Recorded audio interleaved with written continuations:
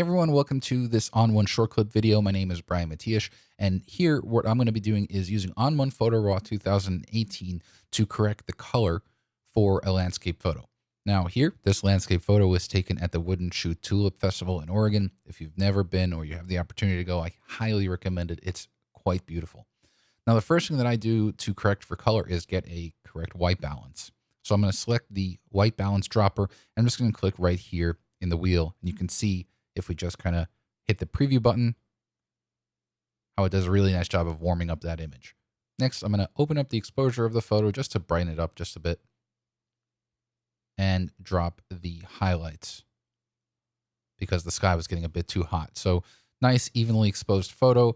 I'm going to open up the shadows just a little bit. You can see how they're a bit dark there. So right now we're just adjusting tone for the most part.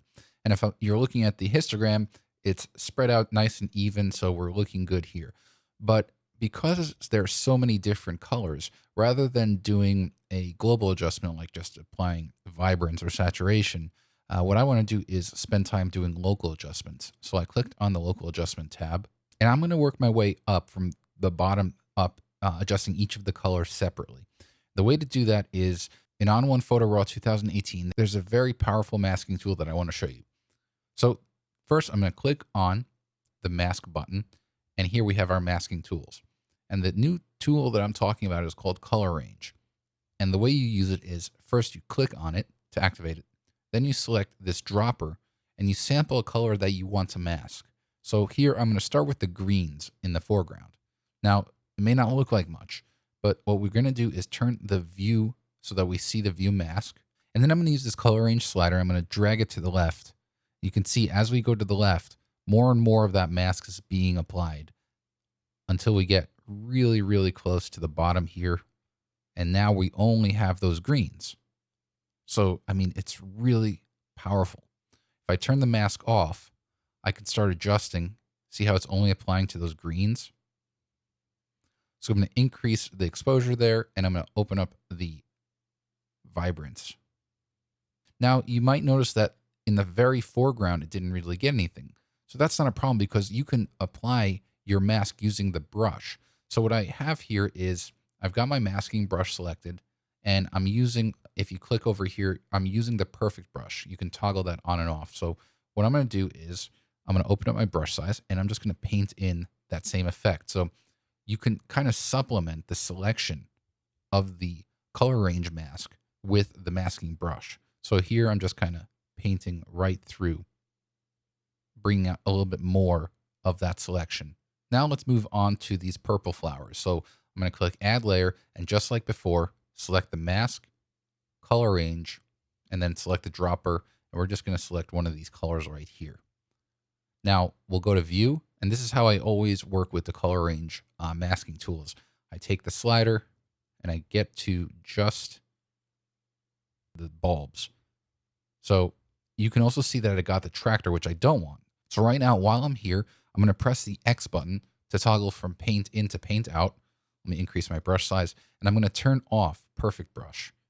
And I'm just going to remove the tractor. So you can further supplement, like I said, the color range mask just by using a brush. So let's turn that off.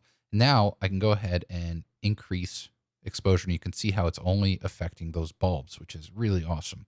And you can have some fun too. You can use things like the temperature slider. Let's say you want to really add some blue or just add some warm tone. You can do that just because you have that very fine selection.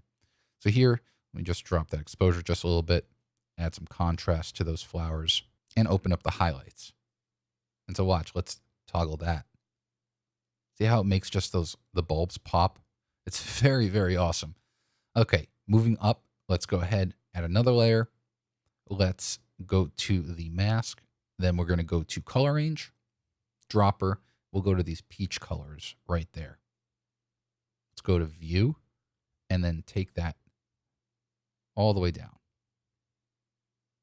Now, if you turn the mask view off, you can see how it's starting to get these selections in the foreground. And really, I only want the flowers. So we want this strip right here. So again, just like before, let's just mask out. Let's make a nice big brush, mask all that out. And we can only focus on that row of flowers. Now let's turn off the view. We can open up the exposure a little bit and add some saturation and some warmth. And so really quickly, let's just toggle the before and the after. See, here's the original kind of flat, dull colors. Here we really bring out the colors, and we're doing so individually. We're not just doing a global saturation or vibrance. Each color range is getting its own treatment. All right, one more adjustment. This time, I'm not going to use a color range. I'm just going to use the perfect brush here, and I'm going to get this tractor. So just going to start drawing on here. And the reason why it's looking bad is because the default value of a new layer is a -1 exposure. So don't worry if you start to see this, because like I said, it's just darkening. And we can see if we go to the view of the mask. Really nice job. And so actually right now I'm going to refine that. Let's get the tire, a little steam pipe, and that yellow strip. But what I'm going to do is press X, turn off the perfect brush, and then just get rid of the flowers in the foreground. All right, let's turn the view off.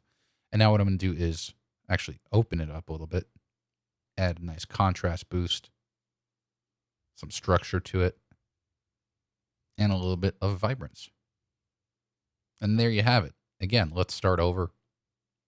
What we have here, kind of like flat, dull, dark image. And then with all of the different color range, masking options, and just the selective tools of ON1 Photo RAW 2018, it really allows you to fine tune every single step of the way, each color and the tone of the photo. I hope you got some good stuff out of this video, and I'll see you on the next one. Thanks a lot.